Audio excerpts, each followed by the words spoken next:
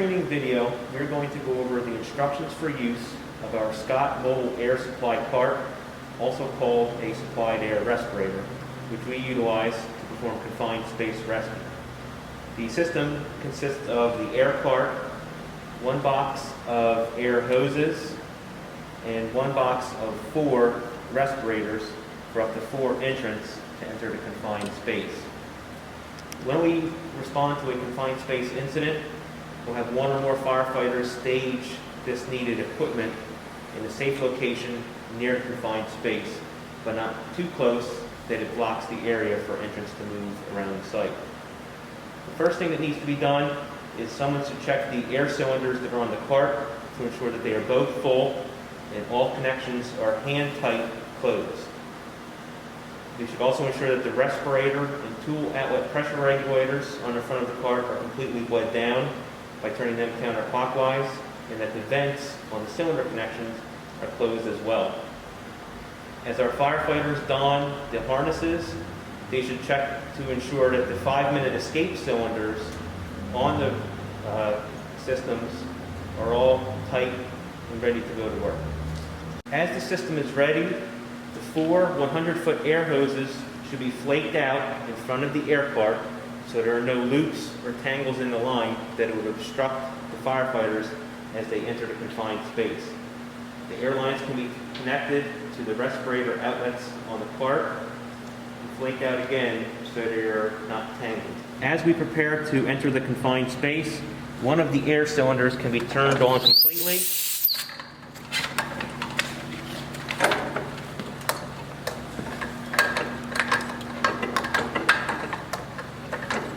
Thus charging the system.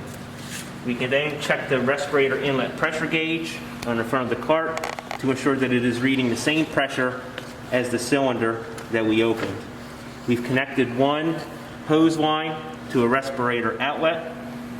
Next thing we need to do is set the pressure regulator to allow air into the system. There's a pressure gauge underneath the regulator, and we want to set that to 80 psi or a 12 o'clock position on the front of the gauge. Our confined space entry team will consist of 4 firefighters.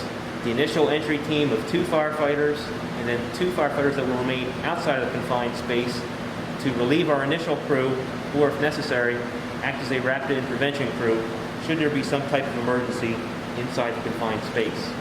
Our 4 entry team members will don the harness, which consists of a shoulder belt, a waist belt, and then the 5-minute escape cylinder that is placed on the entry team member's left hip.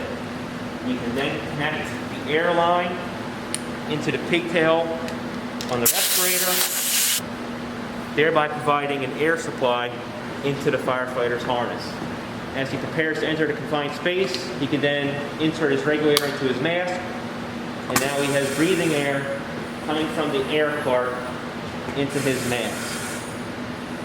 In the event that there's an emergency inside the confined space and our entry team loses air for some reason, whether there's a malfunction of the air cart or possibly the air line is cut or somehow damaged, the first thing the entry team member should do is ensure that the air line is still connected coming from the air cart. He can then check his purge valve on his regulator to ensure he has air that way. Or if he still does not have air, he can open up the 5-minute escape cylinder on his harness to provide him with emergency escape air. Once that bottle is opened, the entry team is to immediately evacuate the confined space to a safe environment. During the duration of the confined space rescue, we will have at least one firefighter whose sole task is to monitor the air supply in the cylinders on the air cart.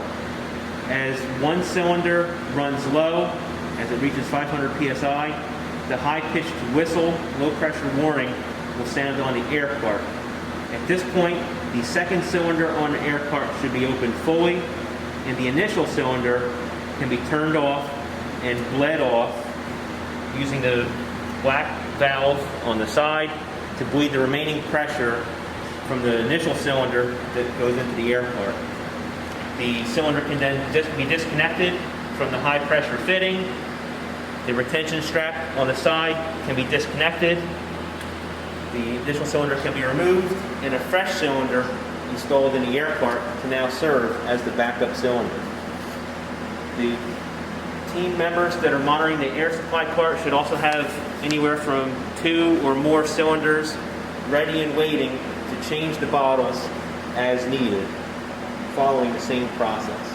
Once all entry team members are out of the confined space, we can then shut down the air supply cart. We will turn off all the cylinders and bleed down the remaining air using the bleeder on the high pressure hose. We can then bleed down pressure in the regulator, and if necessary, open up a purge valve on one of the regulators on the respirator in order to fully bleed down the entire system.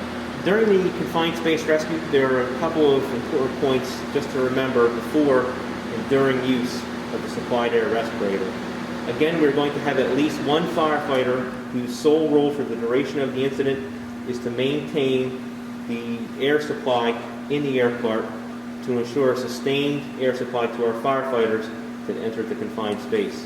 This person must remain in voice contact or radio contact at all times with the rescue officer to ensure all systems are working properly. As a reminder, also, only turn on one cylinder in the air cart at a time. For those firefighters that are entering the confined space, do not turn on the 5-minute escape cylinder unless there is a sudden loss of air from the cart.